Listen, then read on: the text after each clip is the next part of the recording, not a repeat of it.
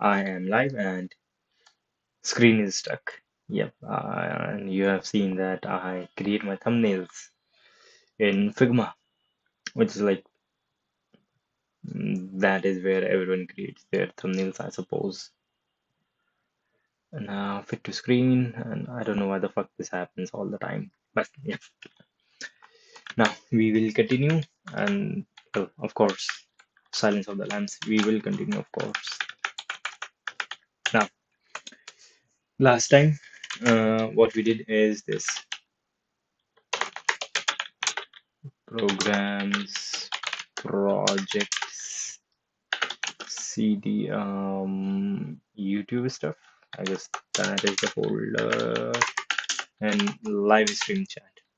And in this program, we learned how to send and receive requests from YouTube. And this is my API key, which has actually expired because I deleted it, right?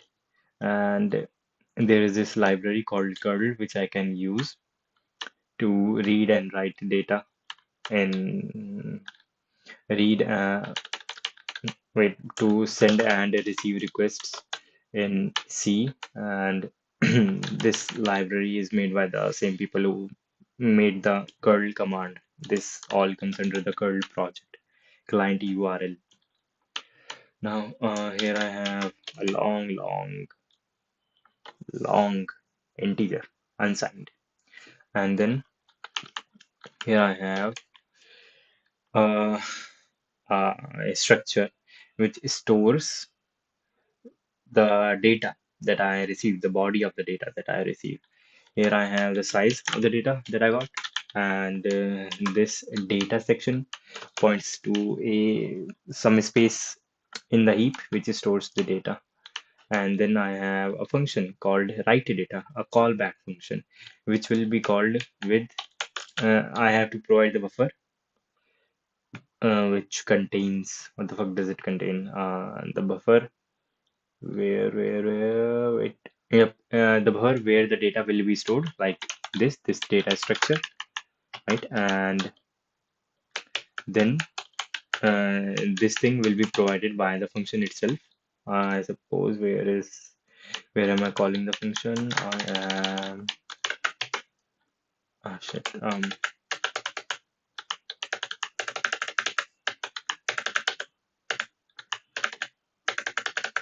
I see. Oh, okay, that was like supposed to be like this.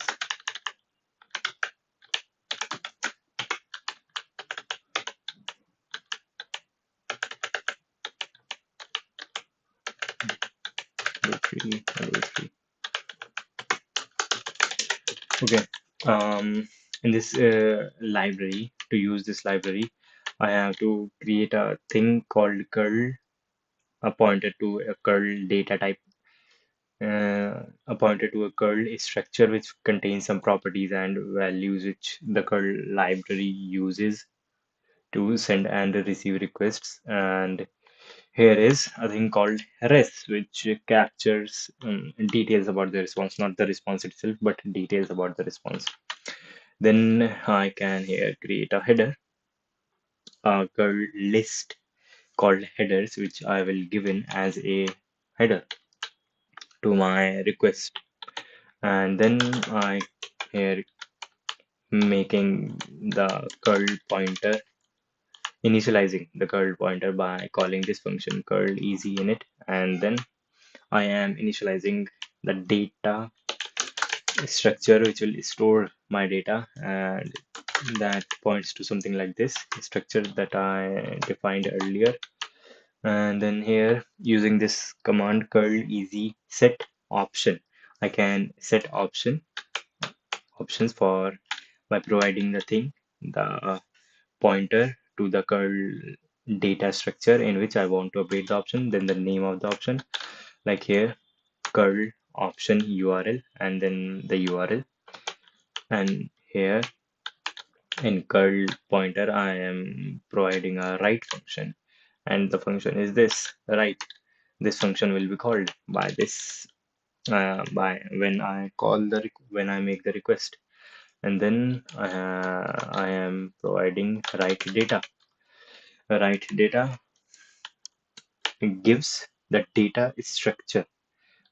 To write data, I have to give in a pointer, void pointer to the data structure in which I am storing the data. And then I can provide the headers like this by adding stuff to the list. What is the list that I want to add it to? The list name is header, and this is what I want to add, and then this is what I want to add. This is what I don't afford, so I can just delete this part, and then I can put in the header like this curl OTP HTTP header, and then the header itself. Delete this too, and then here to get the response which I declared above equals curl easy perform curl, and then if curl okay, then I print response data string, the string inside the data structure. And how does the write function work? It takes in a buffer. The buffer points to the structure which I provided in this step in which the data is supposed to be stored. And then chunk size gives the size of each chunk, that is 1 byte, 8 byte, or however big a chunk is. And then chunk count gives me how many chunks there are. And then user memory gives me, wait, did I mess it up? Yep. User memory gives me the data in the data structure in which the data is being stored, and buffer is the data that just came out. So I have to store the buffer inside user memory. And to do that, I am getting new size, that is chunk size multiplied by chunk count. Then since user memory is a void pointer, I am converting it into the structure pointer in which I am storing the data and naming it original memory, and then a character pointer in which I am reallocating the space in the original memory to somewhere else with the original size plus the new size plus one for just null character or something. Then original memory data will point to the pointer, and mem copy, I will copy the stuff of buffer. And how much of the buffer do I want to copy? New size, that is the size of the buffer. Where do I want to copy it? I want to copy it in this address. And what is this address? This address starts at after the next byte of memory in which the original data was stored. And then here original memory size is updated by adding the new size, and original memory data dot size, yeah, the last index is updated to null, null, yep. And then I just return the size so that the function, so that curl, when calls the function, it knows that I stored as much bytes as it gave me to store, and it functions well, right? So now for today, I hope that we complete this. So for that we have to go to Google. Yeah, this much is how to send and receive requests, set headers and stuff. And now for more, now for the Google side of things, in which I have to figure out how to contact the Google API, which is just like not really good because Google documentation is not that good. And in Google developer community, nope. Google YouTube API docs is like not really good documentation, right? Like this and all that stuff. I need to figure out a way to send and receive requests to Google. To do that, I have first have to get a key. I have to initialize a project, and under that project, I have to get a API key on behalf of behalf of which I will be sending the request. And there are different resources about which I can get information, like there is channels, videos, watermarks, like comments. These are called resources in Google, and I can then, to get a very specific thing under that resource, I have to specify first of all here the ID of the resource. Like if I'm getting something about a video, then I will give here the ID of the video or something like that. And here then comes my key, and my key kun. And then after that, I to get very specific thing, exactly what I want from the API in its return response. Uh, I can tell the Google API in two parts. First, I can macroly select big chunks of what I want, and under them, I can specify exactly what I want. Like, for example, in a Google YouTube video, I can say that I want the statistics of this video and snippet. Snippet means something that gives me information about like description and the description and the name of the video when it was uploaded and stuff like that. And then these are called parts, the big high level abstract things. I can select these big chunks, these are called parts. And after selecting the parts, I can say specify what I want exactly in those statistics or snippets. And that is called parts. And wait, that was called something like uh, it was like parts and let me see, YouTube API docs, channels, video, sample codes. Yeah, yeah, it is like horrible API. Category ID for handle, API Explorer. Okay, like this method, call this method on live data and see the results. Experiment with the authorization and find fields. Yep, I guess that is called fields. The specific, if I want to get specific data in something, and that comes under the section of field, and the big chunk data is comes under the section of part. So to get something very specific, I have to tell that under this part, like a snippet or something, I want to get the name of the video. That is how we get it.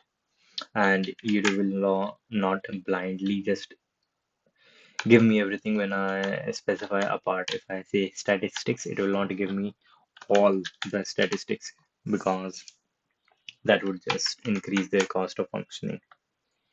Now here, resource and method.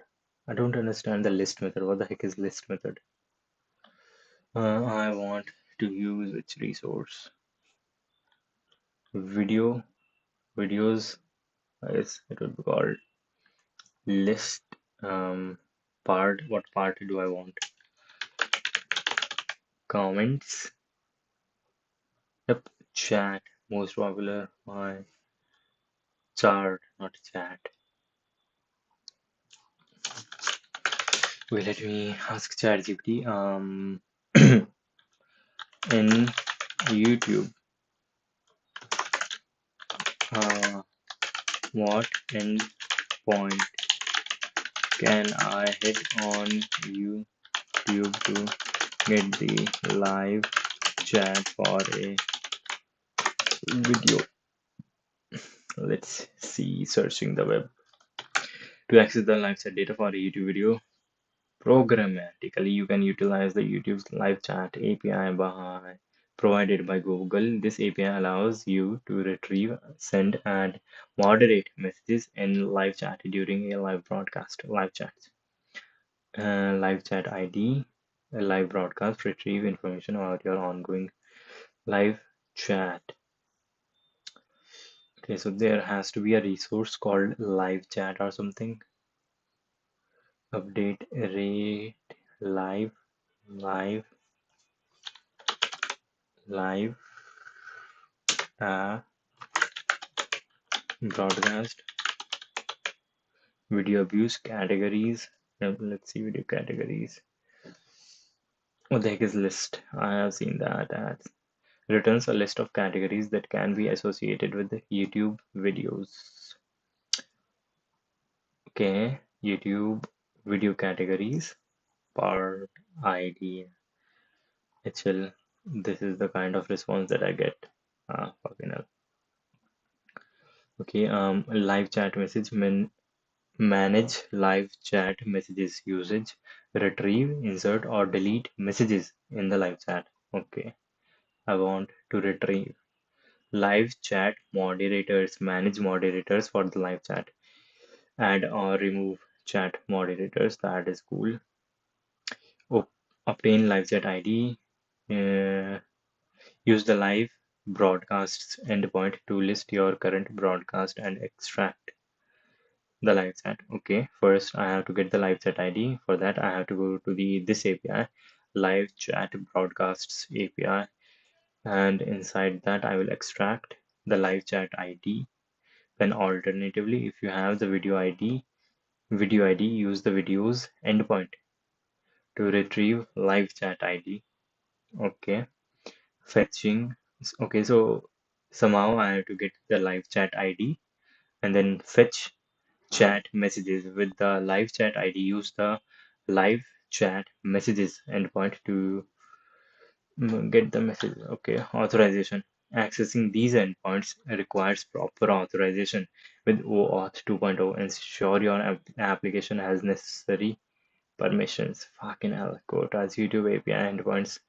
Enforce quotas on requests. Monitor your usage to avoid exceeding your quota limit. Fucking hell. What are the resources? Share YouTube chat messages endpoint. How to add commands to your YouTube live stream channel endpoint. Yes, I am clicking on this, but I'm not going to YouTube API. Create and manage YouTube's channel membership. Use live chat during a live stream or premium. How to share a YouTube video with a specific start and end time. It said something about using live chat ID and identify the live chat ID with a broadcast. Okay, so for my current live video, this has to have a live chat ID. Let's see where that ID might be. Edit video or analytics or something.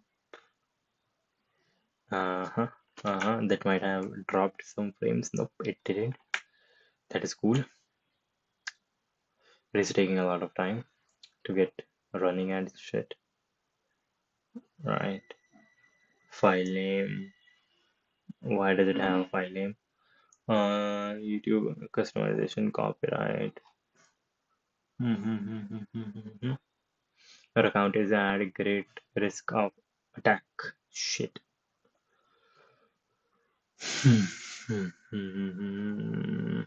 Why does it have a file name? I don't know why it does.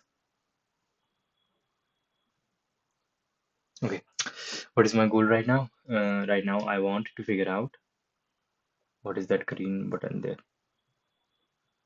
Right now, I want to figure out how I can get live chat. So this is that to get a live chat, I have to get live chat ID, which is at live broadcasts endpoint. Okay, YouTube endpoints,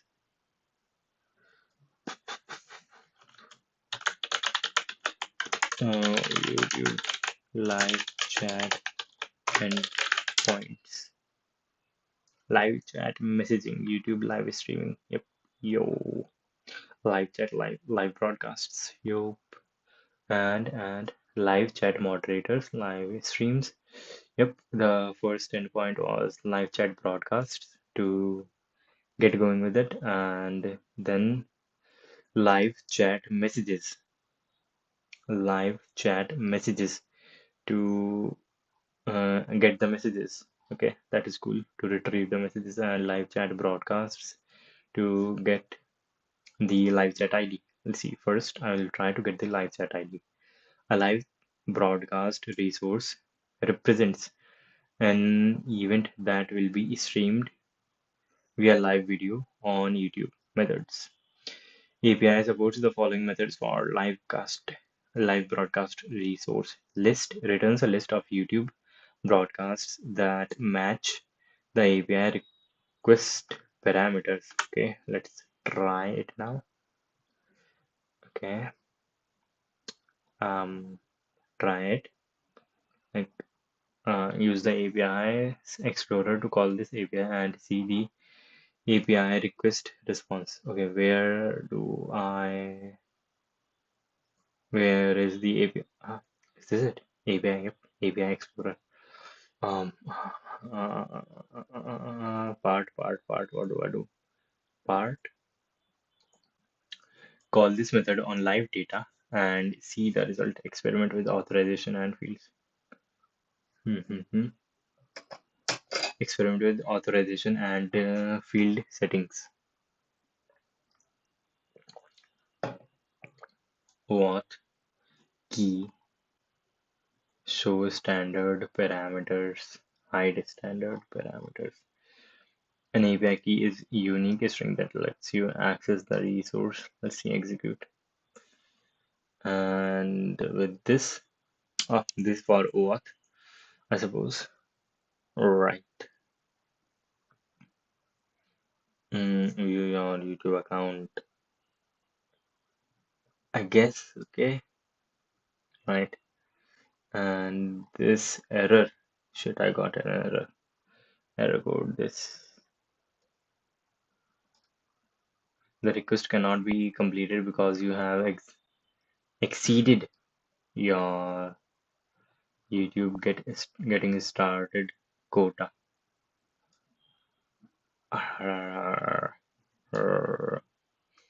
Shit. Show scopes, read only. Fucking hell. So I cannot execute any request. This error may be due to using an insufficient credit type. Try using OAuth 2.0. I am using OAuth, I guess.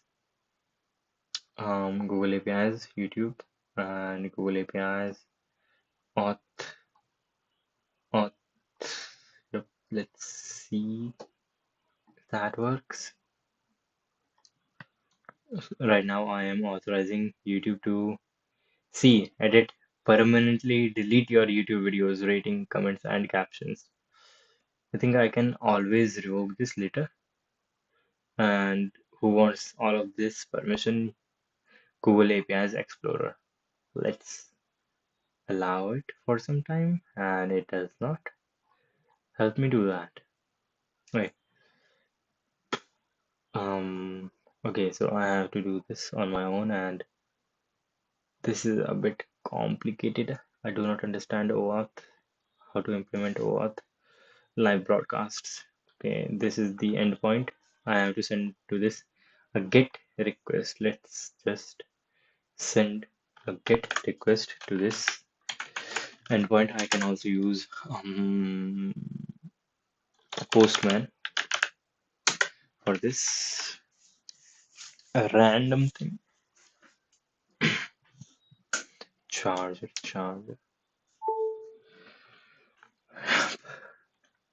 I'll first use Postman to do to check the endpoints, and then I will add,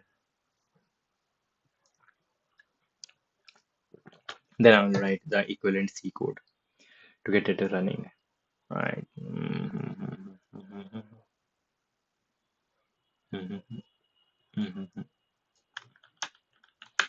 E paste, and I guess this will not work, like, of course. Okay, a request is missing a required authentication credential, expected OAuth 2 access tokens, login cookie, and other valid authentication credentials. Well, login is required. I have to give in OAuth cookie credentials missing. Okay, let me give OAuth. Well, I do not have an OAuth cookie. See, don't they have something which tells me exactly what needs to go in this? Parameters, okay. But where is OAuth or something like that? Page token, a string, the page token parameter identifies a specific page in the result set. Okay, Google, YouTube, auth, nope, not auth, live broadcasts. Explain this code.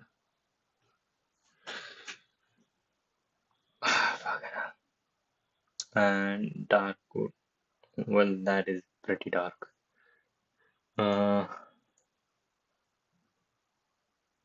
Shit. Google Developer API Program API is experimental and currently available in selected countries. Shit, that is a software thing. Why is it only available in certain countries?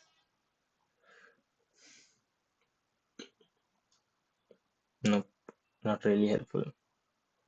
Nope, missing information that I need. List by ID. This example retrieves video cat. Nope. The thing I want is not in here. Not in.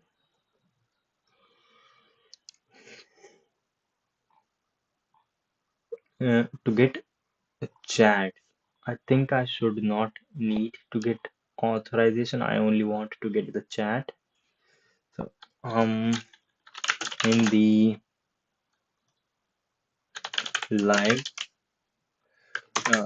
videos, I only want to retrieve chats, and the thing is, do I still need authentication for that? Yeah, we still need authentication to retrieve live chat messages from YouTube's API, even if you are only fetching chat messages and not modifying anything. The YouTube API requires OAuth authentication with YouTube Data API, authentication with the appropriate permission. Why authentication is required? Live chat data is not publicly accessible via API. Okay, unlike video details or comments, live chat messages require an authenticated request, even if the video itself is public. A rate limiting and quotas. API requests require an authenticated user to track usage and enforce rate limits. Scope requirements. To access live chat messages, you must authenticate with the YouTube.read only or YouTube.force SSL auth scope. Alternative workarounds. Web scraping, third-party APIs. Okay. Requirements. To access live chat messages, you must authenticate with YouTube read only or YouTube force SSL. I saw something similar here, YouTube.force or something. Was it here? Force. Nope. Yeah. Mhm. This force SSL and this scope authorization. Yep, the authorization part. Let me just read this. Common use cases. Uh, the table below shows common use cases for this method. You can click on a use case name to load sample parameter values in the API Explorer. Broadcast status, sample parameter values, and there are none. Execute. Why do I have to authenticate every time I want to execute? One moment. Okay, and yep, my quota has exceeded. I cannot send a request. API Explorer, or you can see code samples for a use case in the full screen API Explorer. Okay. Ah, okay. My API, and then this authorization. This is the header, I suppose, and your my access token will come here in the bearer. Okay, and the type is application. Okay, okay. How do I get my access token? By what? So before everything else, I have this is good. This is good. API Explorer. This is good. I can just see the exactly the thing that I want to get here. Broadcast type all, that changes the API parameter there, and yep, and I see it. That is cool. That is cool. That is cool. Right. Full screen. Yep. And authorization. This requires authorization with at least one of the following scopes. To read more about the authentication and authorization, see this. Okay, so we have to implement OAuth authorization in our application to be able to get live chat messages. And this will only have to happen once, not every time I want to get messages for my live chat. Now, the YouTube live streaming API supports OAuth 2.0 for authorization for authorizing access to private user data. The following list explains some core OAuth 2 concepts. When a user first attempts to use features in your application that requires user user is the person who owns the resources.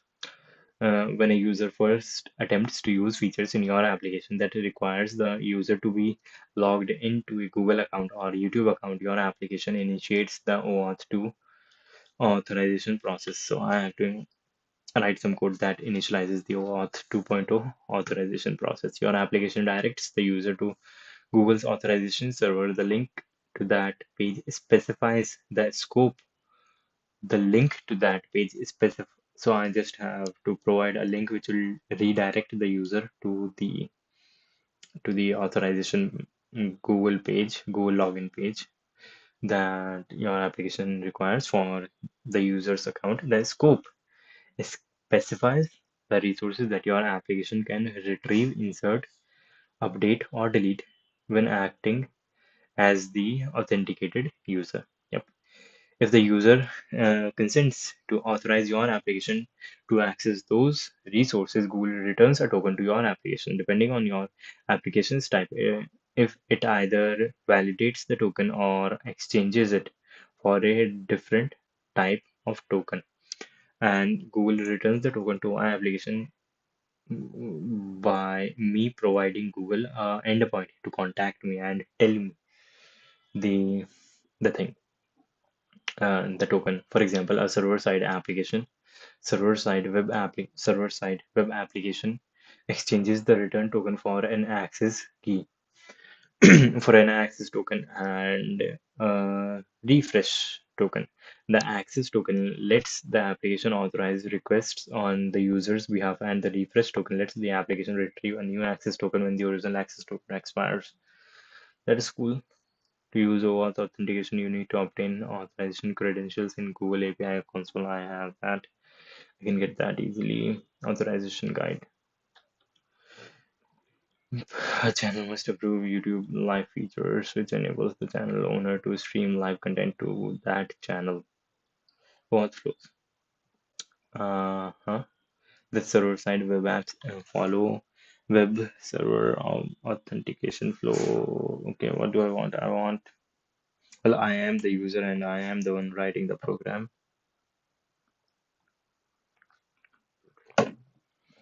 Obtain authorization grid. Yeah, OAuth guide using OAuth. Google's API uses the OAuth 2.0 basic principles. Obtain OAuth credentials from Google API console. Visit the API console to obtain Google for authentication and authorization. Google supports common OAuth 2.0 scenarios such as those for web server, client, side, installed, and limited input device applications. To begin with, Google Home 2.0 OAuth 2.0 client credentials from the Google API console. Okay, let me do that. And yep, credentials. And yep, it is taking quite some time to load. Internet not that good. And create credentials. OAuth client ID, is that what I want? Obtain OAuth client credentials. I think that is what I want. Then your client application client. Yeah, client is the application which wants the access tokens to act in behalf of the user. So yeah, I guess OAuth client ID, this is what I want. And not viewporting. Uh, Client ID is used to identify a single app to Google's OAuth servers. If your app runs on multiple platforms, each will need its own client ID. Multiple platforms. What do they mean by multiple platforms? I guess there are different ways through which I can connect to OAuth, and if my application runs on those different places, for example, web or something else, then web mobile or something, then I will have to have different client IDs for them. See setting up OAuth 2.0 for more information. Configure consent is, oh, oh, to get the specific details. What are the details that I want to get? Right. Wait, where the fuck am I? I am in auth, create, okay, application information. Um, Live chat display, email. Okay, this is the email, right? Audience, only available to users within your organization. No one will intend to submit your application app forward because you are not Google available to any test user with a Google account. Your app will start in test mode and it will only be available to users that you add to the list of test users. Once your app is ready to production, you may need to verify your own app. Okay, that is fine. Contact. 560. Yep, that is my e-contact email finish. I agree. Yeah, yeah. Now create. Let's see. Audience is me. Just like for now, it is just me. Create OAuth client. I am creating an OAuth. Nope, it is not a web application. It is not an Android, not a Chrome extension. No, desktop app. I guess that is what I would call it. A desktop app. Name, name, live chat, well, live chat displayer. Live chat displayer. This is the client ID. I got the client ID. That is good. Data access. I need to tell what is the data that I want to access. Add or remove scopes. Yep, currently uh, nothing. I have added nothing. So what do I want to add to the scope? Auth There was something like, what even is this? What the fuck? Um, Only scopes for enabled API are listed below. To add a missing scope to this screen, find and enable the API in Google. I think I added the API there, right? Here. Google's YouTube API. YouTube. This is mhm, API Explorer, full screen, and shit. API Explorer. I want to see the API Explorer. Yep, right, like right this. And here I have the endpoint. Yep, Google V3, Google Data V3. That is the API I want to add. YouTube V3 and YouTube Data API V3. Yep, it is already enabled, so it should be here. Except it is not here. Doesn't seem to. Oh, there are others. Yeah, my bad. Yeah. Okay, except the this is the data that I want. Shit, why do I have this many? So this, your YouTube account, manage your YouTube account, see, delete, permanently access videos, view and manage your assets and manage your YouTube videos.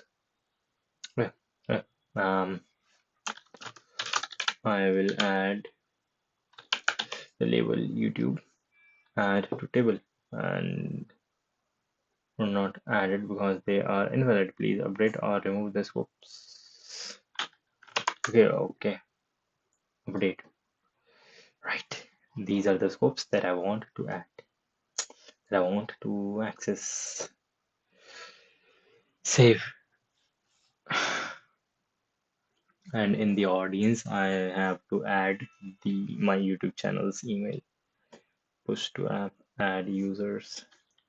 Yep, this is the email. Save. This is going to be one of the clients, right? Save. Cool. Data access changed, and yep, I can use 100 test users, 100 users cap, no cap. Right now, no. After doing that, what do I want? I got the API key, right? To begin with, get the OAuth 2.0 client credentials. I got them. Then your client application requests an access token from the Google authorization server, extracts a token from the response and sends the token to the Google API that you want to access. For an interactive demonstration of OAuth, including the option to use your own client credentials, experiment with OAuth Playground. This page gives an overview of the OAuth 2.0 authorization scenarios that Google supports and provides links to more detailed content for detail. Google Playground, OAuth 2.0 Playground to test Google. Okay, these are these a scope? Yep. Select the scope for the application you would like to get access to, or input your own scopes. Then click the Authorize APIs button. Right. Uh, YouTube API. There has to be YouTube Data API. Yep. And in that, let's see. I want to get access to everything. Right. And Exchange Authorization Token, authorization code, refresh token, and access token will come here. Okay. Now I want to authorize API. Access blocked authorization error. Some request scopes were invalid. Okay, okay, that is fine, that is fine, that is fine. Uh, that is fine. Because I guess it was because I typed in YouTube there. Yep, that was the case. I want access to this channel. And what are the things that I'm wanting access to? These are all the things. Allow Google Playground, right? And this is what I got in return authorization code, right? Right, right. I like want to see the HTTP request which went there. Create link, feedback, what is this? Configuration, overflow, server side. Yep, server side. My application is server side. Access token offline. But who's the person who is getting access to these things? Okay. Where do I put in my own client credentials? Create link. Uh-huh. Uh-huh. Where do I put in my own client credentials? Is it that I got authorization code, which is something like this? Let's see. Yep, this is the code. This thing from here till here, and this specifies the scope. And if I click open this, or it is YouTube channel, audit, whatever. Exchange. Okay, then I will have to exchange this to get some refresh token and an access to get a refresh token. This is the refresh token, this is the access token. Okay, and the token will expire in this much seconds. Auto refresh token before it expires. Yeah. And then in third step, I can say whatever I want because this is authenticated endpoint. Therefore, this thing comes at the end. This is what I got. Ah, here is the request, and above is the response. This is cool. This is cool. What? This is cool, right? And YouTube content type. Yep, this one and headers. What headers can I add? Authorization code and the necessary headers are already there. But let's see. Let's see. To get some resources, I have to add the resources in the URL itself. Channel. Oh, why does it keep coming like again and again? Channel audit. Let's just send the request. And there I got a response, which is um list possible operations. Yep. List activity, live chat, and list videos. Yeah, let's see that list videos. What do we get? Error message, no filter selected except of one chat ID. Okay. Videos slash what are the resources for videos? Um, videos, overview, list, insert, delete, and stuff. Yep, in this getting a kind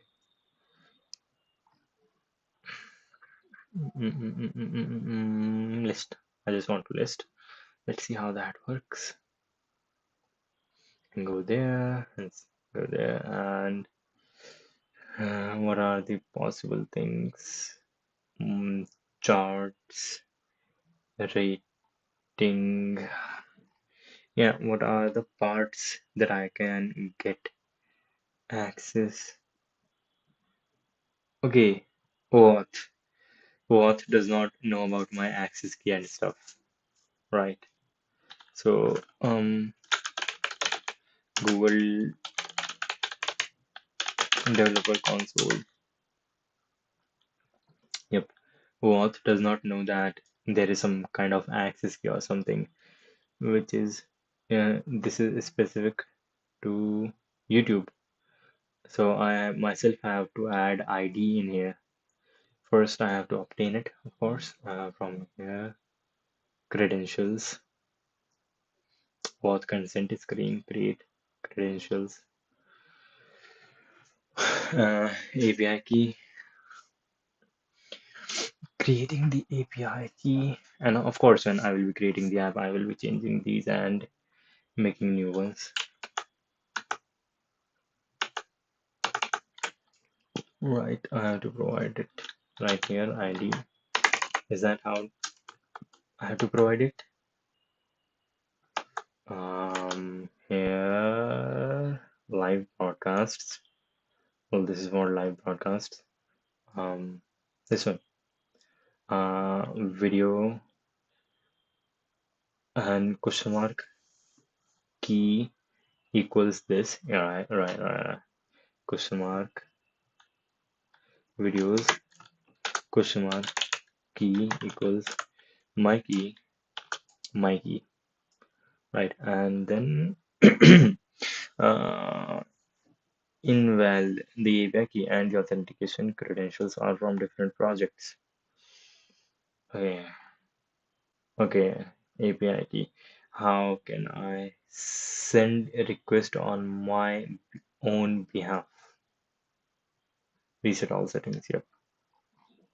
How can I send a request on my own behalf? YouTube, live chat, data, broadcast, or live broadcast, right? There has to be some YouTube broadcast. Like in here, I see this YouTube V3 live broadcast is just a resource which comes under YouTube auth itself. Okay, authorize API. Say this. Okay, I can do this on my own, right? Found location request. Is this I want to see the request, and this is what I got as return. Where the fuck do I see the request? Is this the request location? Yep, this seems like the request. This, this seems like the request, and right, and client ID. I have to add my own client ID here. Redirect. Oh, I have to provide my own redirect URL where I will get the response after authentication. That is cool. Okay, till now I have only written code to send a request. Now I have to write endpoints to receive requests. Right, client ID. Here will come I can just change that there and get client ID here. What the fuck am I saying? I'm saying that I can provide my client ID in this authorization flow. How do I do that? It is only asking me for scopes. But let me just try to do this. Put my client ID here, which is this, and send the request. Right. I got some things. Okay, visualize. Right. I got some things, and do I see something here? Do I see something here? Well, no, it doesn't seem like. Oh, what am I trying to do right now? I am trying. Yes, now I have to create an endpoint so that I can provide it here as a redirect URL where Google will send the code, the access code and stuff. This authorization code. How to create HTTP endpoints in C. Let's see how to create endpoints in C. Bruh. Sockets. Shit, this is going to take more time than I thought.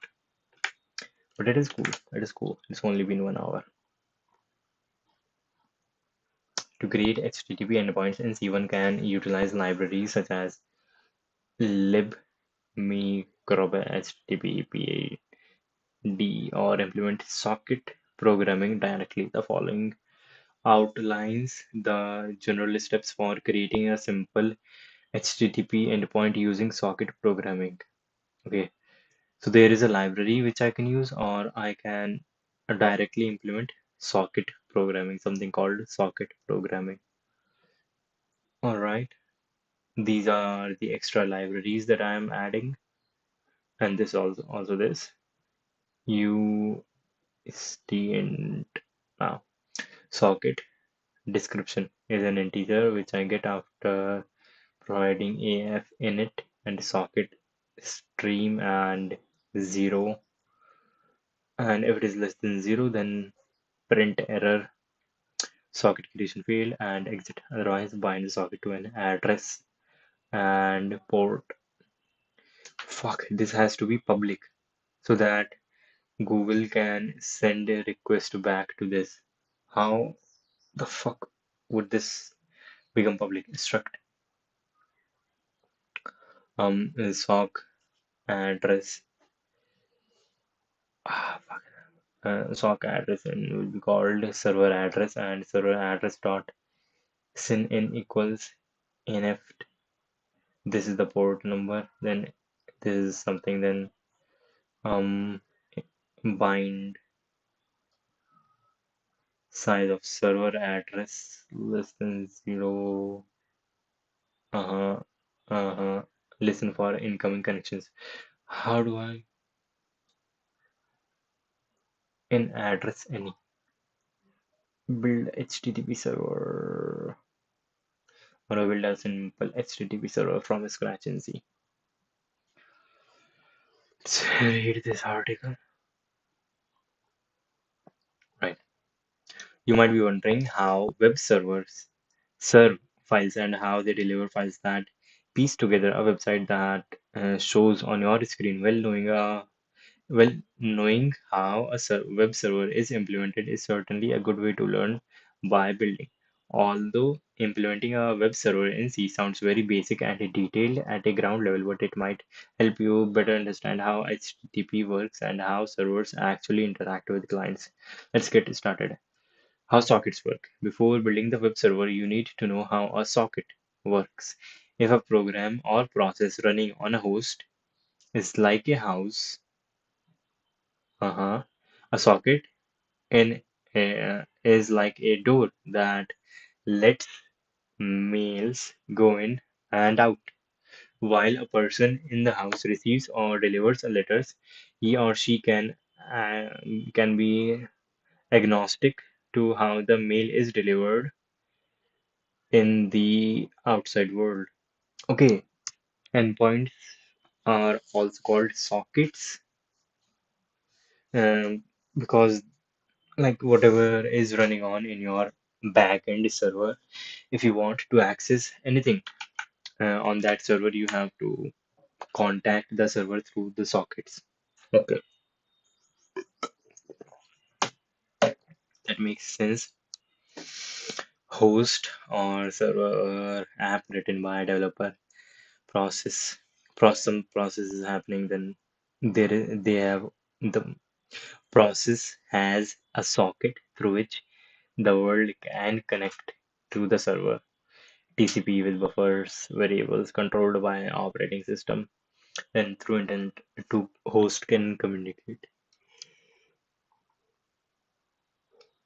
Using the socket network interface, our web server can use a set of functions from C standard package and let our server talk to clients over the internet. Those clients are also using sockets to talk to us. So socket is basically like a consensus on how to talk with each other over the internet. So socket is socket a protocol or what? What is it like exactly? Server on running on server IP. Create socket with some port for incoming requests.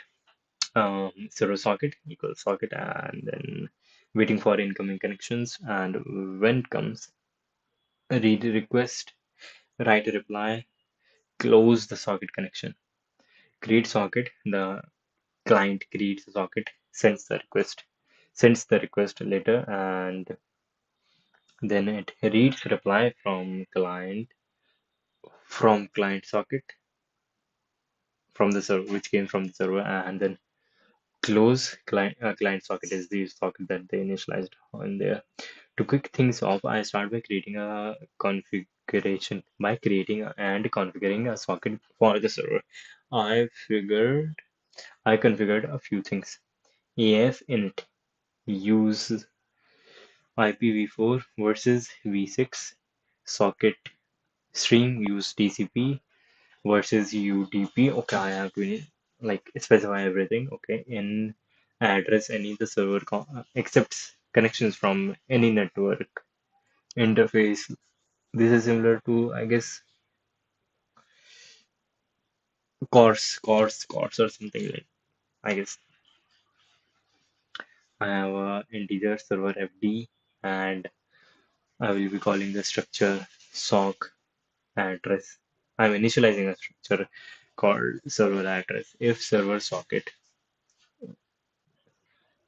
equals socket AFI init, that is IPv4, socket sock stream means TCP, and zero, I don't know what zero means, but the return value, if it is less than zero, then give an error. Otherwise, I will configure the socket by I'm adding things to the server address variable structure that I created above, which is dot sin family will be equal to AFINet and in address any.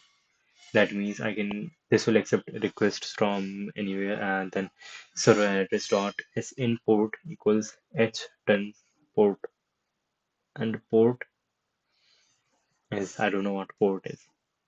Like port is like 8080, but when did I initialize this? Bind sockets to port. If call bind with server fd, make a sock address pointer of server address and comma size of server address. If this return value is less than zero, and what am I binding? I am binding server fd and address of the server. The configuration. Okay, I am binding server FD, which gave me the socket and its configuration. And if it turns out to be less than zero, I give an error message. Otherwise, listen for connections. I listen. If listens on this, comma 10 less than zero, then listen failed. Eh, that makes, I guess, some sense. hmm hmm hmm Server.c, and what do I have to do? Import some libraries, right? Include first of all stdio, then include socket, socket library. Yep, sys slash socket slash socket dot h int main, and inside main int socket fd, right? Socket fd server fd, whatever. Server, I'll just call it server, and a structure socket address in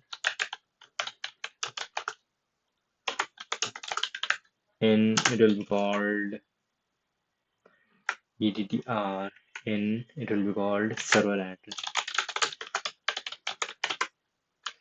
Variable has incomplete type.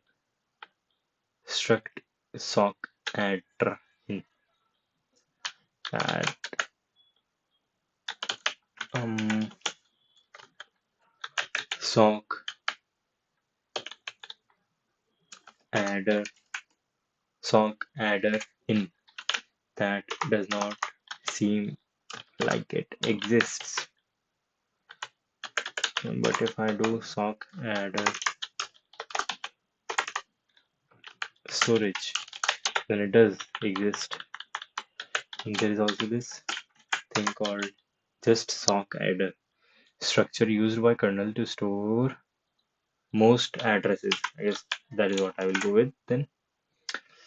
Create a server, right? If a server equals, how do I create a server? Called socket function. Here I am taking in a bunch of inputs, af init, which says that I am using IPv4, and then socket stream, which says that I am using TCP, and then 0 due to some reason. If this thing is less than 0, then let's say printf error happened in creating the socket,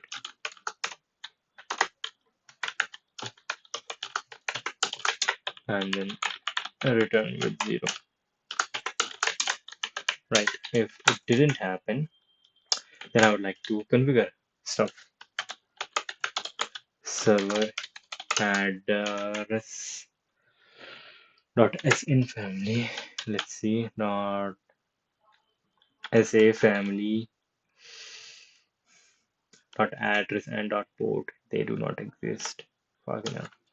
Dot data dot,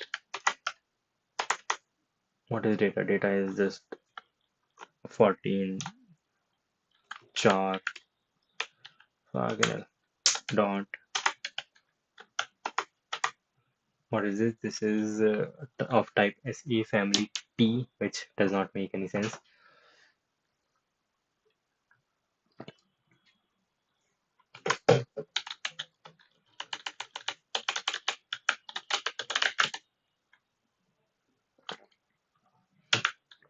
Socket adder underscore. Shit, why the fuck does it not exist? Socket adder underscore.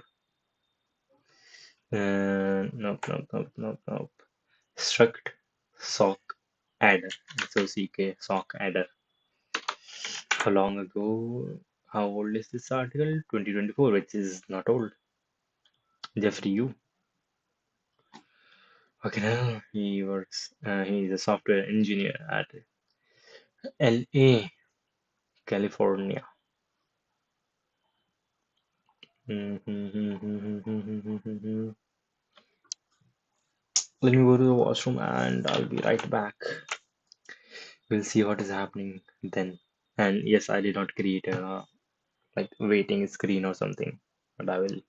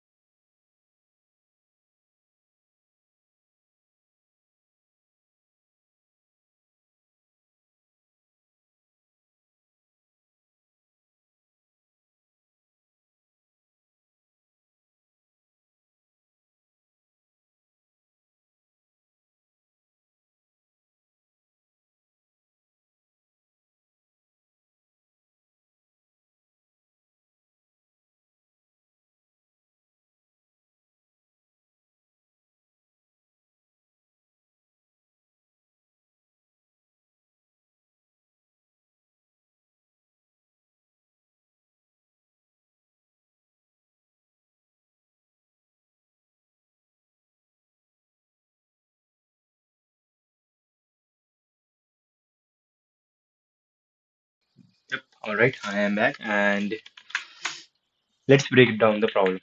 What I'm trying to do here is create a web server, a server which will receive requests and do things. I know how to send requests using C, using the curl library, and now I want to create a server which will be listening for requests. So this man says that I can use the socket library to do that.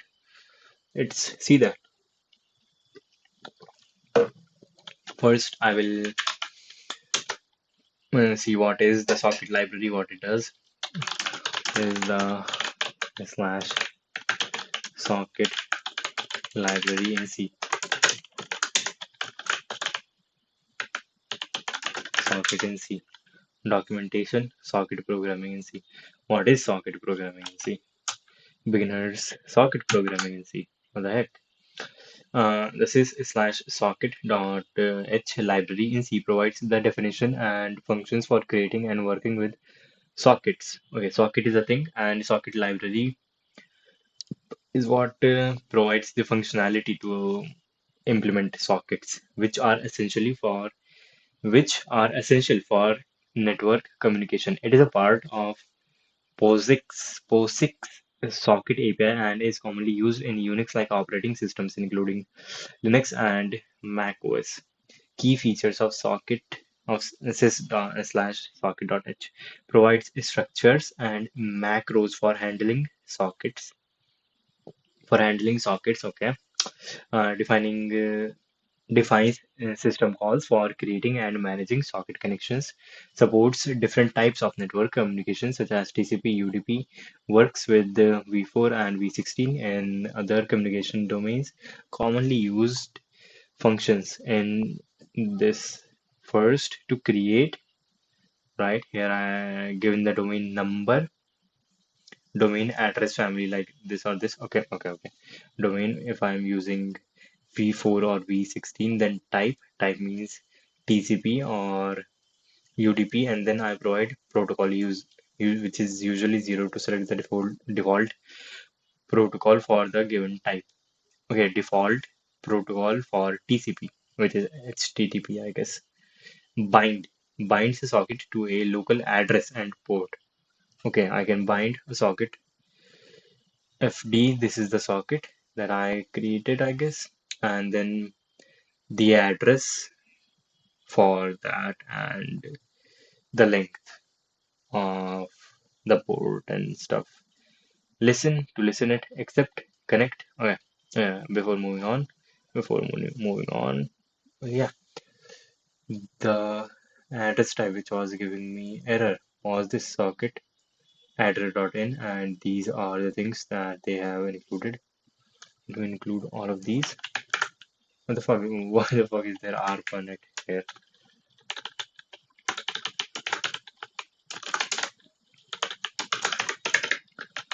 Instruct add sock add now I get it. Why? If it was in this library. Nope, it was already there to begin with. Okay, now I want to understand what sockets are conceptually. What are sockets conceptually? The socket.h is just a library which helps me implement a socket in C. But what what are sockets? Is a socket a protocol or a group of protocols which people can use to share information? Let's see. Great question.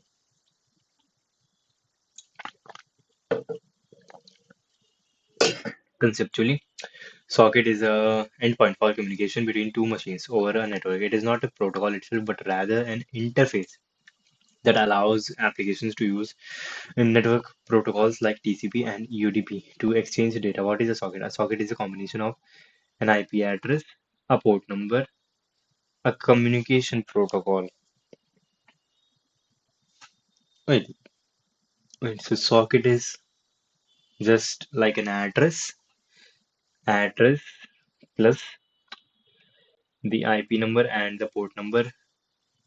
Give the address, specific address inside a computer where I want my request to go to, and the protocol tells the language. So socket is nothing but an address, a way to specify an address, and the communication protocol. Think of socket as a virtual plug that connects, right? To plug a plug, I need to know where the plug is, and second, what kind of plug it is, like two pins, three pins, or whatever, which means the protocol, and the place is the address. Devices over a network allowing them to send and receive data. Is socket a protocol? Nope. A socket is not a protocol. Instead, it provides an interface for using network protocols. A socket which works with the transport layer protocols. Okay, a socket works with TCP, UDP, and stuff. A socket is okay. A socket works with transport layer protocols. So a socket is not a specific. So a socket is not at the HTTP layer of stuff. It is lower than that. These protocols define how data is formatted, sent, and received, while sockets allow applications to use these protocols in an easy way. How does a socket work? Okay, so I was earlier confusing this with web sockets. This is a very general term. Server creates a socket and binds it to an IP address. Right, right, right. Okay, server listens for incoming connections. Client creates a socket and connects to the server. Data is exchanged using this. Sockets are closed when communication ends. Analogy: how to understand sockets. Imagining a telephone line, the phone number, IP address identifies a device. Extension port number identifies a specific person. The extension, phone number, and the phone call. TCP/IP UP connection allows UDP connection allows two people to talk. The telephone socket is the interface you use to make calls. So socket is just one way in which we can in which we can specify the information required for two people to communicate over the internet and over the internet that is, it consists of the address, and it consists of an address and a method. It consists of two things. First an address which specifies the exact location for a program running the socket with the IP address and port, and second, in the protocol used to send and receive data, that is TCP or UDP. Right, let's go with that much for now. Yes, exactly. A socket is just one way to specify how two programs communicate over the internet. It consists of two main things: an IP address, IP plus port. This uniquely identifies the program on a network. The IP address locates the machine. The port number locates the specific program server on that machine. Yes, a transport layer protocol. This identifies how data is sent and received. TCP, Transmission Control Protocol, reliable, connection oriented, ensures data is received correctly. Huh. Okay, okay, I'm getting some things.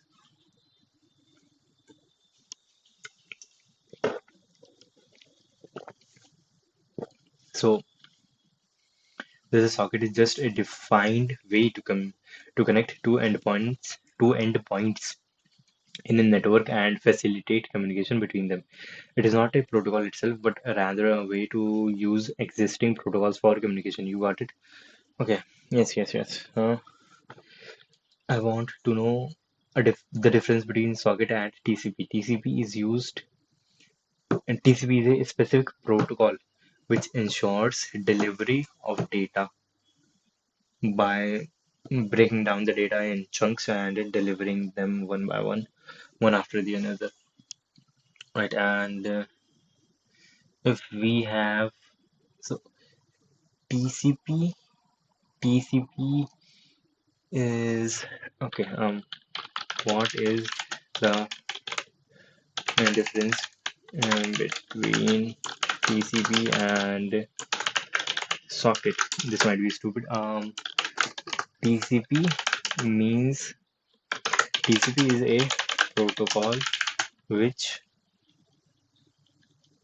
program adhere to to ensure proper delivery of data over the internet. Right, I guess that sums up the definition for TCP. For socket, socket on the other hand is a kind is a mode is a mode of specifications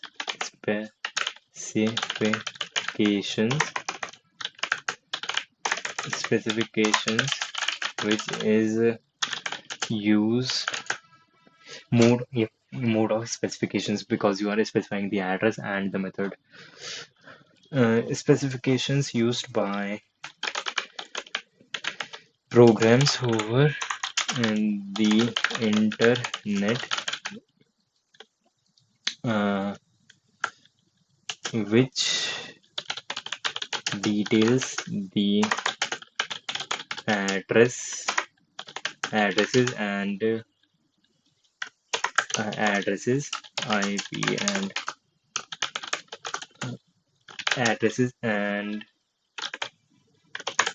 the protocol for communication. Protocol could be TCP and UDP. Is that it? If you have captured the essential and the essence well, let's break it down. TCP, what is it? A protocol that defines how data is transmitted over a network, reliable network, an interface or specification that interface. Interface is the program. The program creates an interface which adheres to the socket's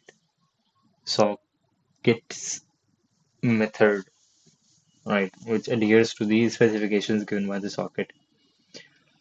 Purpose: ensure reliable, ordered, error check delivery of data, provides a way for programmers to specify where and how communication happens. Functionality handles connection, establishment, data transfer, and transmission.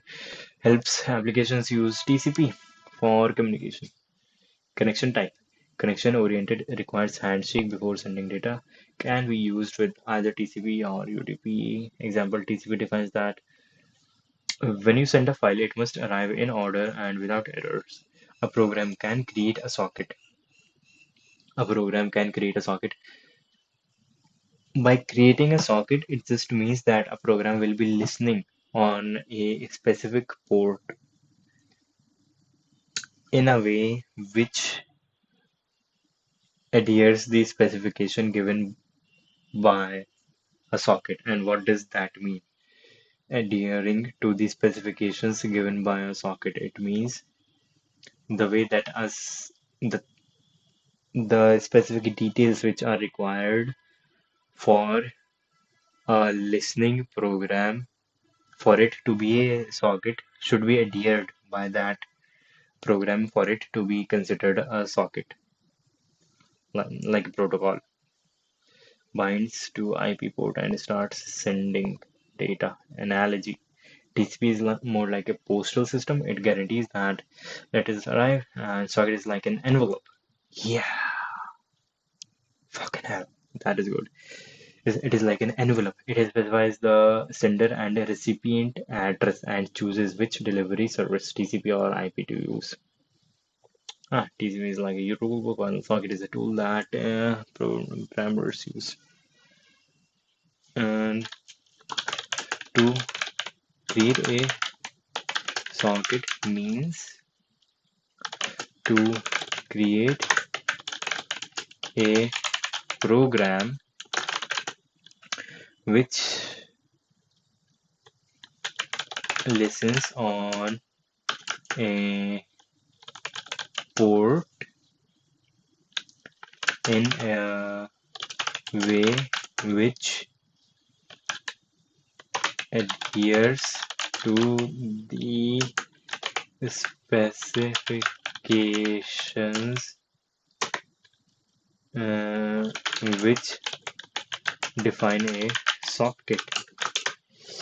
Let's see, not exactly.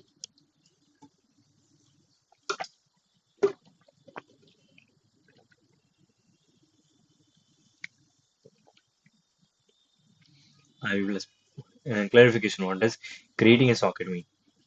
A socket is just an endpoint, not necessarily a server.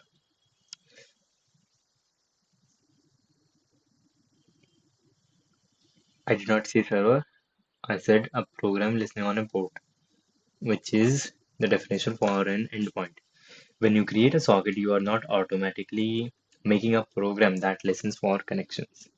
Instead, you are simply creating a communication endpoint that can be used to send or receive data. That is just more confusing than before. Instead, you are simply creating a communication endpoint. Communication endpoint, isn't that a communication endpoint just a program listening for connections that can be used to send or receive data? A socket can be used in two ways: passive listening, used by servers to listen for incoming connections; active socket, used by clients to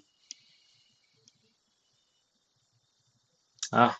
So it doesn't specifically mean listening for connections. It can be receiving or sending communication and creating a communication endpoint. Oh yeah, right. Communication endpoint. It can be either on the server or on the client. Doesn't matter. The process of creating a socket includes this: defining the protocol TCP UDP, specifying an IP address or a port number. Optional, binding it to a specific port if you want to receive connections. Huh. Okay, how sockets work in a client model, server side, client server model, right? Server side listening socket creates a socket, binds it to an IP and port.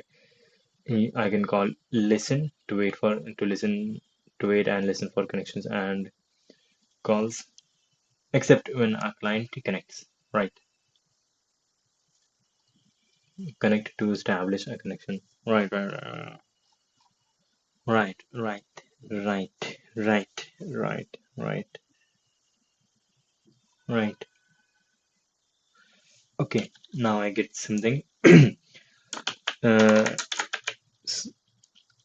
Socket is a way to send and receive data over the internet, but it doesn't specifically say what we are sending or receiving. The That is the format or the type of data being shared. It could be an HTTPS request or a video file. I guess that is it. Yes, exactly. A socket is just a communication endpoint that enables sending or receiving data over the internet, but it does not specify what kind of data is being transmitted. The actual form and type of data depends on the application using the socket. I can create my own fucking protocol if I want. I can create my own fucking protocol. Socket only establishes a connection and moves data back and forth. It does not interpret or define what that data means. Interpret or defines what that data means. If the format of the data is determined by high-level protocols like HTTP, SMTP, or custom protocols, applications can define their own message format. Okay, analogy socket versus data program to think of a socket as a highway. A highway lets car travel between cities. Socket enables communication, but the highway doesn't care what's inside the cars, what kind of data is sent. The content of the cars, the data format depends on what's being transported. We define JSON first, a compressed binary stream, anything your application defines. Huh, that is cool. And my screen is not stuck. That is also cool.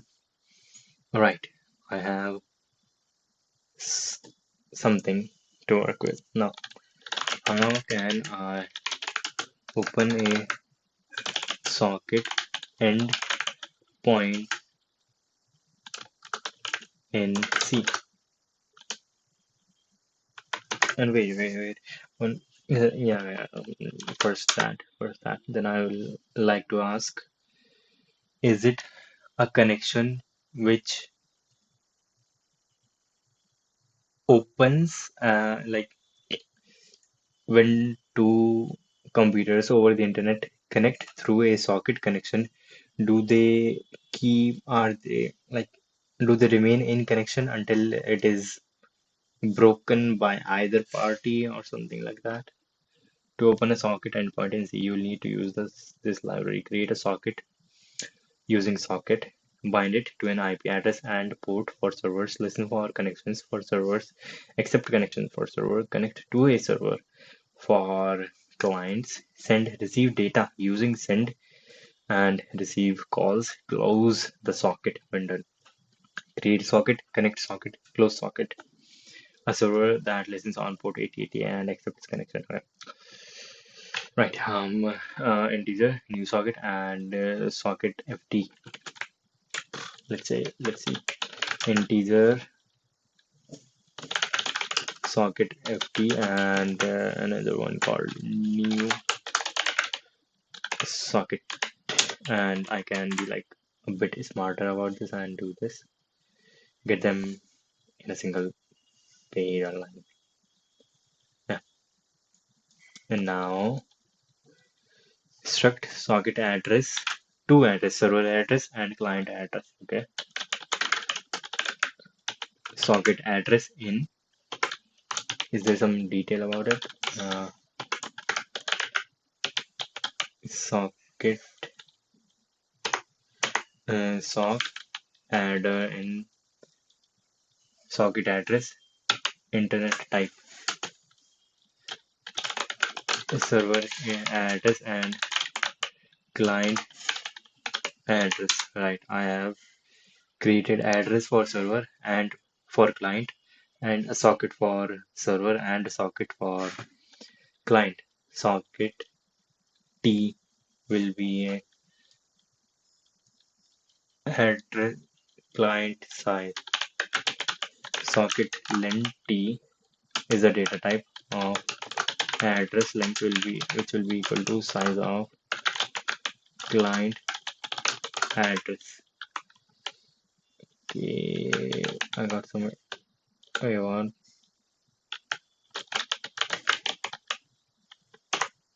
sock address in, right? What's the problem? Has no incomplete type. What the fuck do I mean by incomplete type? Struct ADDR is sock ADDR in and address server address and client address. Variable has incomplete type. What the fuck do I mean by that? Incomplete type. I have already included the libraries required. Maybe the ARPANET include arpa slash inet dot h, not a arpa inet dot. That was the thing. That is what was remaining. All right, and socket length t equals address length, not equals. That is the data type. Address length equals size of client address. A socket length t does not. Oh, because it is sock length t. It is an interface. What is an interface? There is an unsigned integer. That's just it. It is an unsigned integer. Then I am creating a character buffer of 1024 characters, all initialized to 0. Then step 1, creating a socket with using IPv4 and TCP, right? Server fd equals the socket connection socket function. I will call the socket function that, and I have to provide 3 integers. First is af init, which specifies that I want to use IPv4, and then sock stream, which is that I want to use TCP, and then 0, which I guess means use the default protocol.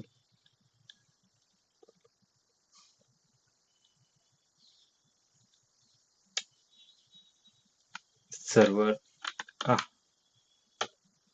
this has to be socket ID, right? And then if socket fd equals -1, then print error takes in a string that just prints error. Sock server socket creation failed /new line. Yep. And after that I will exit with exit failure, which is something from a library. That is cool. Right, and then server address dot sinfamily sinfamily. I am now adding the configurations for my socket. Okay, af inet Why do I have to do that when I have already specified it here? Okay, anyways, and then server address dot in sin and addr dot s address equals any address any. I will be receiving requests from any address. Now the port which I will be using, sin port equals h tons, which is a function that takes a number and returns a port. Okay, and if now I would like to bind it. Bind what? Bind the socket with the configuration. Server fd, bind server fd with, I'm making the server address into a stock address pointer, which is right now does not is not a pointer, it is in the structure itself. Sock struct sock and in pointer, convert what? Convert the address for server adder. Right. After that, I have to give in the size of the configuration that I just created.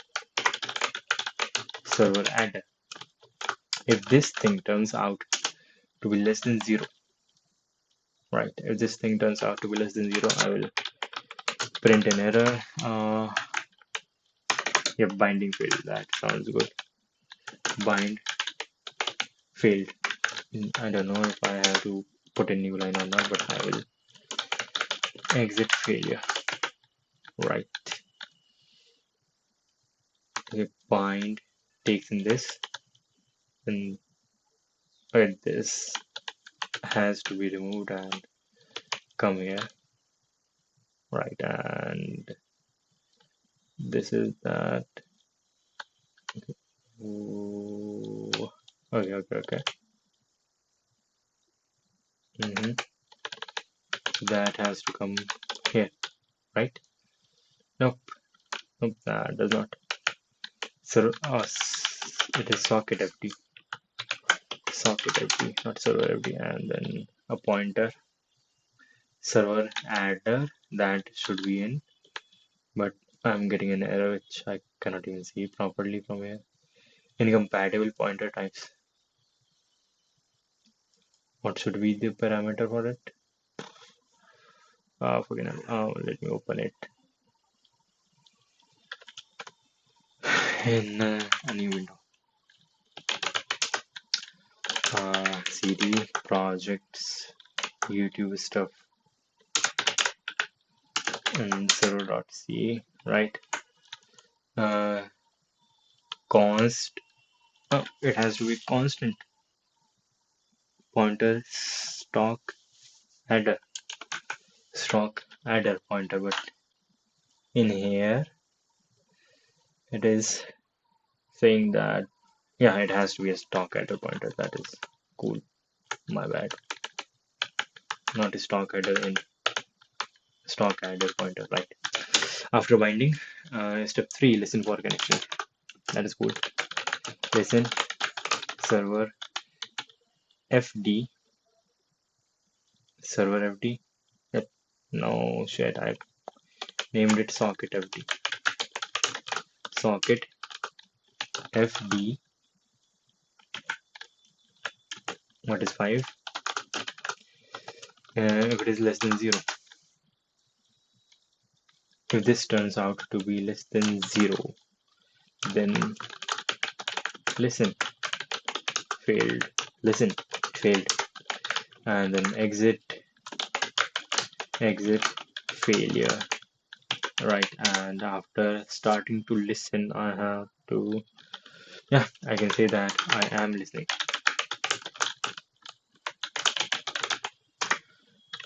on port 8080 / new line.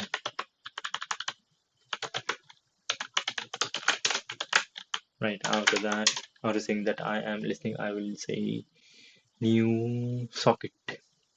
The client connection.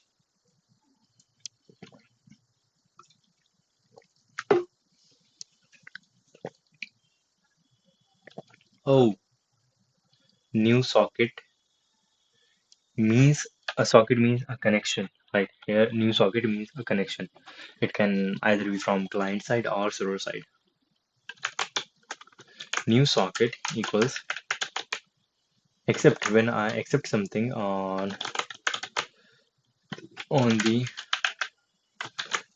socket FD socket, uh, I have to provide client address. Why do I have to provide client ad?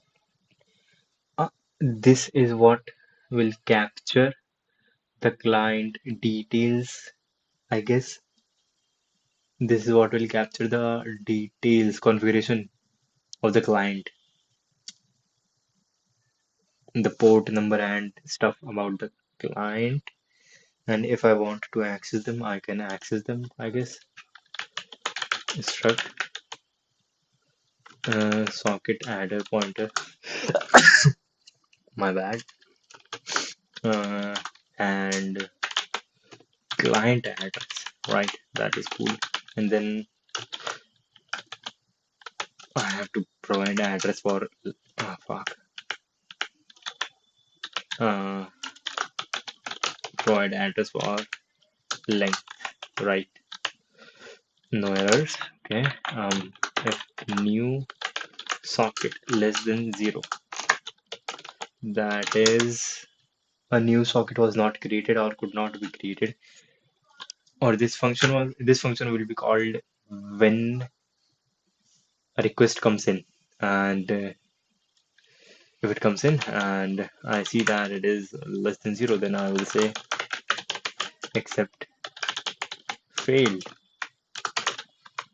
Okay, and exit with exit failure. Okay, and then I can print. I have a lot of questions. When are these functions running? Are these like being run every time? Like, what the heck is it? And rec v new socket is the socket that just got created. I'm providing it the buffer is a 120 10 40 10 24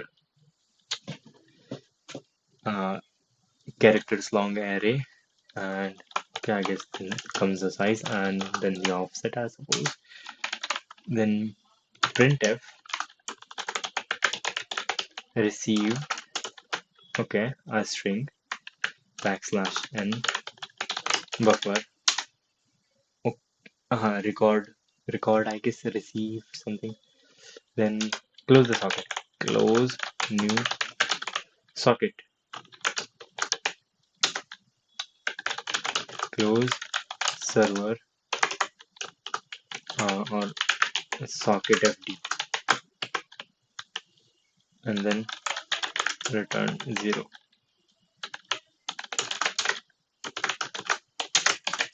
That is the server side thing. Basic example, client socket. Let's do client socket. Server.c, client.c. I gotta input all of these. Include stdio.h, include stdlib.h, include string.h, include unsigned std.n.h, and include arpa slash init.h. Then main, our common thing, then an integer called sock, struct sock add Also include sys/socket, and here struct sock adder in server address to give in the address of the server, char pointer message equals hello server. This is the message that will go to the other side of the world. And then the sock equals socket to create a socket with AF init. AF init means I'm using IPv4 format for the IP address, and sock stream, which means TCP, and I will check if sock less than 0, that is there was an error. I will print error, uh, socket creation failed. All right, and exit with the exit failure. Yep, right, and just remove that stupid library. And here do a server address into given the specifications. Yeah, configure the server address. Yeah, configure the server address. Server address dot s import equals h turns 8080, that is the port, right? And init p turn af af init dot. Now here comes the IP address of the server, and here the server address dot in attr f dot syn address, right? And where the fuck did the 0 go? Right, here comes the server I have to provide in my local backend, local endpoint.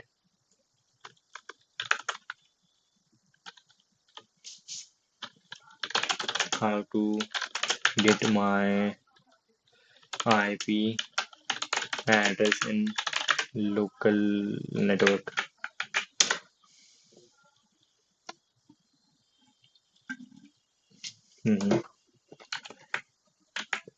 Just run the ipconfig command. Ipconfig. Well, there has to be a command after it and some options after it. Ipconfig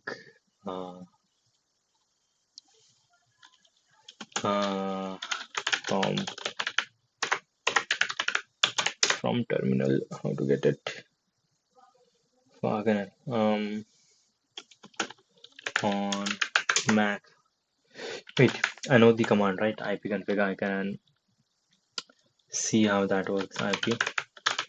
Ipconfig help. That does not help.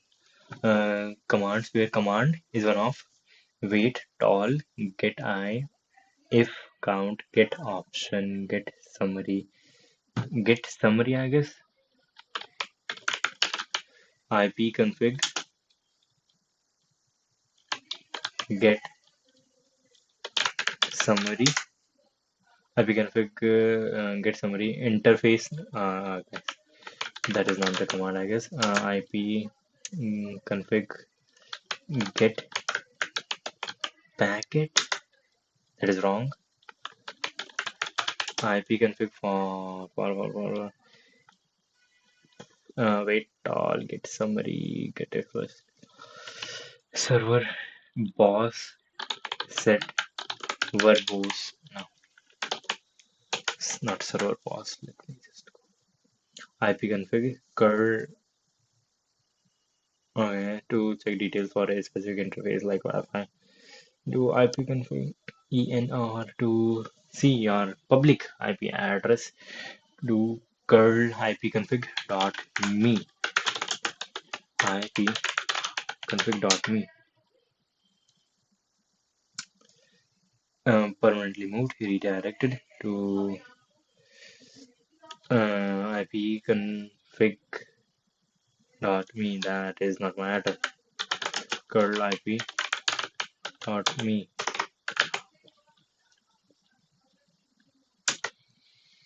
Hey, that is what I'm I if config. Okay, curl if config.me. That is my public IP address. If I but that is in IPv6 format, right? Yep. Uh, IP get address en0. Get if address get if if address, where is it? If addr en0, right? That is my IP address, and I'll just put that in here, right? This is the address of the backend where I want to send the request, and then I will connect to the server. If connect takes in sock. Sock is the socket that I created on client side, and then it takes in struct space sock attr address pointer, converting server address into a pointer, right? And then size of server address, right? And if this thing turns out to be less than 0, then I will print error. That is connection failed from client side,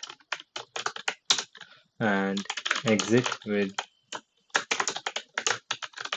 exit failure, right? And after that, I would like to send over the sock what send the message and also the length of my message, sterling message, right? And what is the 0? 0 is 0, right? And then printf message sent. That is cool if that works, and then I will close socket. This would be really epic if this works. Let's see. First, I will open the server. Client server dot c, send the output to server, right? Dot slash server. Server seems to be listening. Now here client dot c, send the output to client dot slash. I am stupid. Client the fuck. Remove out and client.c to client dot slash client. Message was sent from here. Server to incoming allow. Fucking hell. Fucking hell. Fucking hell. I got a message. Okay, so I can create backends. I can create a server in C, which is cool. Cool. Now I have to understand how I did that. Oh, fucking hell. So, there are, what I understand, the summary of it is that there are things called sockets. Sockets, right? Sockets are specifications through which I can create a communication endpoint and a server. And in a server and client model, a server creates a socket and a client creates a socket. And the client can contact the server. The client can contact the server by knowing its IP address and the port, and by sending message, whatever the message it is. I can send like literal fucking message and make my own protocol. I don't have to use HTTP in this. if I'm using this, right? And this is, I guess, even lower level than curl. Curl uses HTTP, but this goes below that, right? If I want to use HTTP using sockets, I would have to write my own HTTP implementation, right? So this is pretty low level.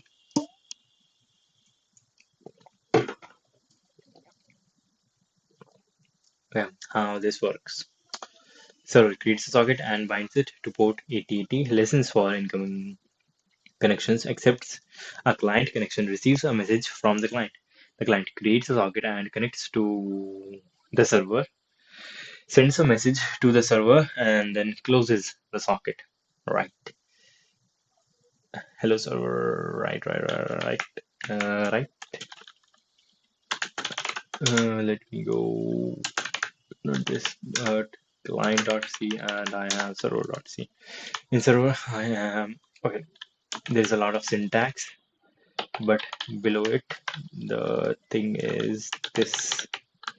After creating, I listen on some port, and after doing that, I accept a connection. When I accept a connection, I say connection accepted, and when I receive, okay, how can I delay the execution of a program, right? How to stop the execution of a C program for some time, for 3 years, for some time. Sleep. I can use sleep 5. All right, let's do that. So after saying connection accepted, I want to wait for, let's say, sleep 10 seconds, right? And in the client code also, I want to say that after sending the message, I want to sleep for 10 seconds. 10 seconds is a bit long, 5 would be better. Uh, yeah, 5. Clang, client, clang server. Okay, dot slash start the server here and dot slash start the client here. Message sent. I'm waiting for 5 seconds. Here, connection accepted. And after 5 seconds, I will see the message and exit. Here, exited. Yo, that works. That works. That works. That works. Right.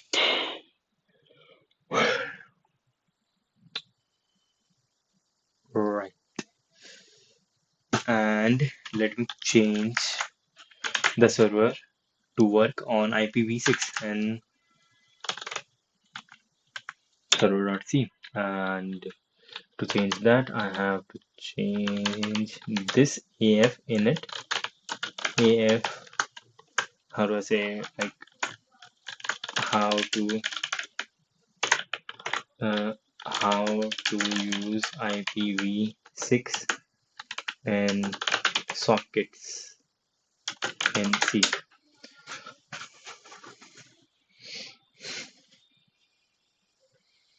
For IPv6, it is okay. AFnet6,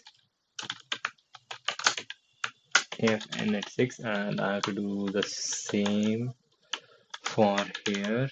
AFnet6, 6, and is that much should be enough? I can clang the server, clang server, and run server. Invalid argument, bind failed. In server.c, bind failed. Here, and yep, giving in the server address and stuff. Do I have to use, can I not use 8080 port with the server? Print error at 60 for TCP IP socket string. Yeah. And in the oh yeah, okay. So in address also has to be 6. Okay, in address also has to be 6. Okay, and that changes everything, I guess. SN6. Okay, and what was here before? Family, right? Uh, Sin6 family, right? Sin6, Sin6. S6. Okay, no. Dot S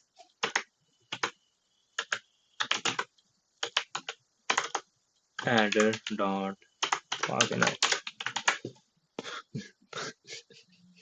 port and adder N6 any. Okay, N6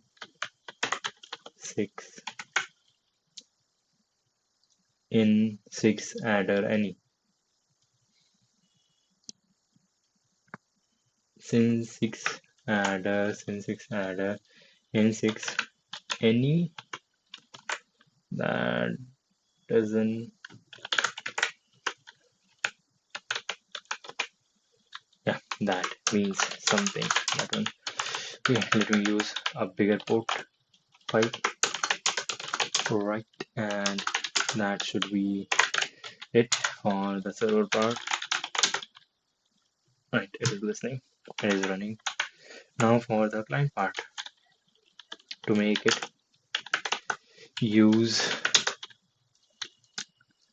HTTP 6 in, this has to be changed to 6, right? And socket, this has to be changed to AF, just what was before, just add 6 at the end, and sin 6, this also becomes sin 6, and this becomes sin 6 adder. The port is changed to 5, right? DF5, right? And the IP address will wait. Curl if config dot me, that is my IP address.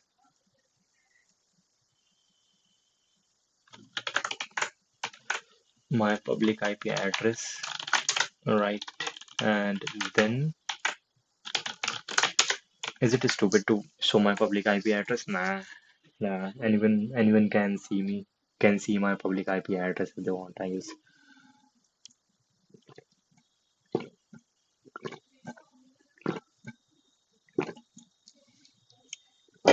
Right. Now, what connection address of server address, size of server address is the thing, and server address is also the thing. Yeah, I guess now I can continue, and let me first start the server, right? And client to client dot slash client, connection field from client side, address family not supported by protocol family, address family not supported by protocol, connection field on client side. What does that mean? Client.c address connection field from client side, right?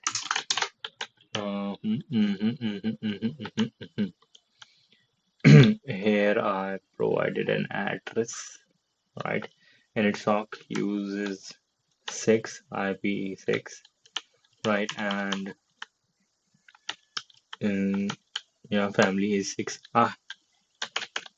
This has to be 6. Now it will work. Dot slash client, connection failed from client side, no route to host,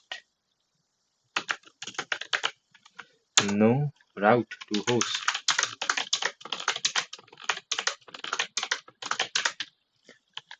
Okay.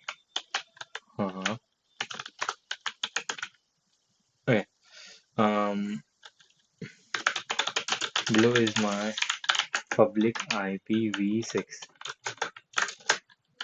How can I create a client and server, client and server which communicate over this? Let's see, to create a client and server that communicate over our public IPv. Yeah, that I did on this also, and did not do this for binding server listen on all interface. Yep, I did this, I guess, and did this IPv6 server code, right? Port ATT. This is server side, and fucking hell.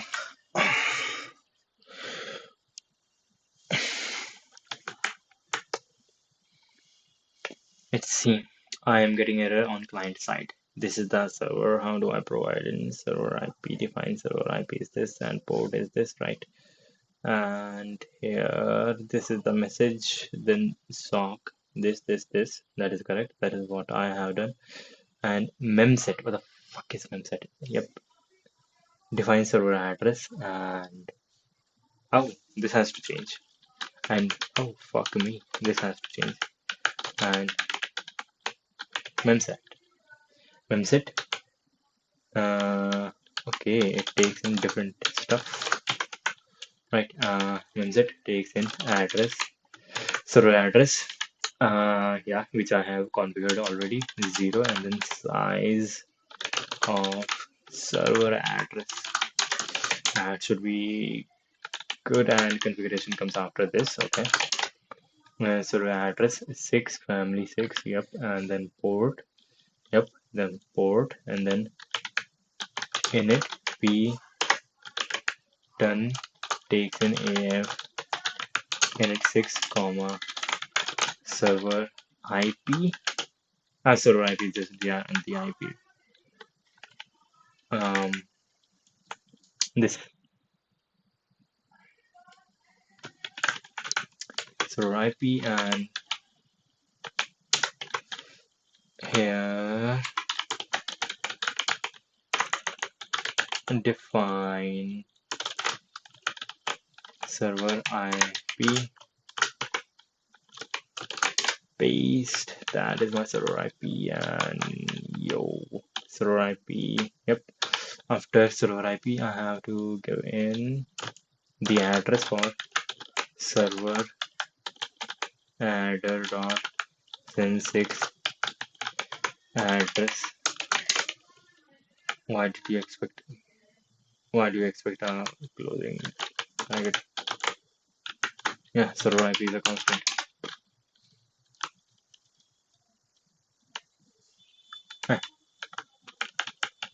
It has to be in double quotes, right?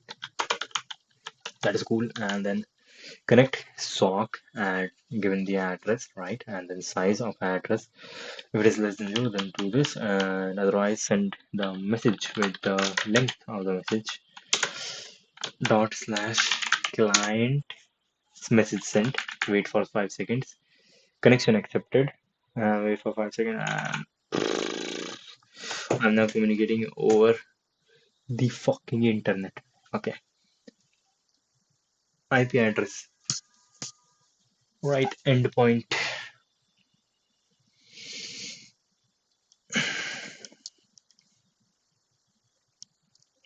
Right. I can send messages between computers over the internet.